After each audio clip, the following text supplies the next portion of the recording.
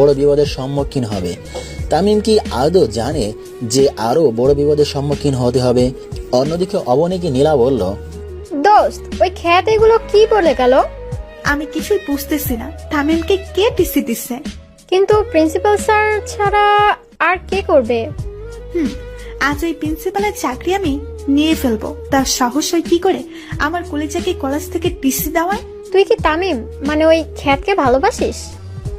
ওই একদম খ্যাত বলবি না। আর তামিমকে আমি খুব ভালোবাসি, তামিমকে ছাড়া আমি বাঁচবো না। তুই ভেবে বলছিস তো? এখানে এত ভাবার কি আছে? আমি আমার তামিমকে আবার ফিরে পেতে চাই, তার জন্য আমি সবকিছু করতে রাজি। তারপর নীলা যা বলল সেটা শোনার জন্য হয়তো অবনী প্রস্তুত ছিল না। সরি অবনী, আজ আমার জন্য তামিমকে টিসি দিয়েছে। মানে কি বলতে চাইছিস তুই? আসলে আমি আঙ্কেলকে বলেছি যে তামিম তোকে বিরক্ত করে, তাই আঙ্কেল কলেজে এসে তামিমকে টিসি দিছে। তখন অবনী ভাবল, কি এখন আমি কি করব? আমি কি আবার তামিমকে হারিয়ে ফেলবো? না, আমি তামিমকে হারাতে চাই, কিন্তু আমার বারবার কেন মনে হচ্ছে আমি হারিয়ে ফেলেছি। না, আজ যে করেই হোক তামিমের বাসায় যেতে হবে। কিন্তু আমি তো তামিমের বাড়ি চিনি না। তো কি হয়েছে তামিমের বন্ধু রাফির থেকে জিজ্ঞেস করব। কি ভাবতেছিস? কিছু না। এই বলে ক্লাস থেকে বেরিয়ে সোজা বাড়ি চলে গেল। এদিকে তামিম আর তার বাবা বাড়ি পৌঁছে গেল। তারপর যা বাবা বলল, যা শুনে তামিমের মাথার উপর আকাশ পড়েছে এমন অবস্থা হয়ে গেল। একদিনে দুইটা ঝড় তামিম সামলাতে না পেরে ব্যালেন্স হারিয়ে বসে পড়ে।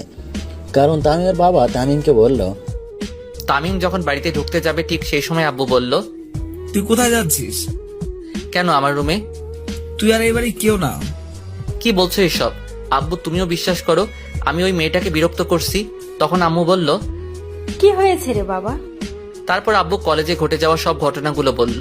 তারপর আম্মু সোজা এসে আমার গালে থাপ্পড় মেরে বলল, ছি, তোকে আমার ছেলে বলতেও লজ্জা করছে, বেরিয়ে যা আমার বাড়ি থেকে। আম্মু শেষ পর্যন্ত আর বলতে না দিয়ে, আজ থেকে তোকে আমরা ত্যায্যপুত করলাম। তুই এই বাড়ি কেউ না, বেরিয়ে যা আমার বাড়ি থেকে। আর কোনোদিন যেন আমার মুখের সামনে না দেখি। এইসব কথা শুনে মনে হচ্ছে কেউ আমাকে লাঠি দিয়ে আমার মাথায় বাড়ি মারছে, আর মনে হচ্ছে যেন আকাশটা আমার মাথার উপর পড়ে গেছে। কিন্তু একসাথে দুইটা ঝড় কিভাবে সামলাবো? দুইটা ঝড় একসাথে সামলাতে না পেরে আমি ব্যালেন্স হারিয়ে বসে পড়লাম। কিছুক্ষণ পর বললাম, আর কোনোদিন এই বাড়িতে আসবো না, চলে যাচ্ছি, ভালো থেকো বাবা মা।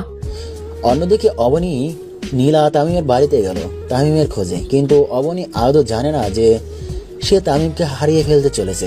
কিন্তু অবনী হাসি মুখে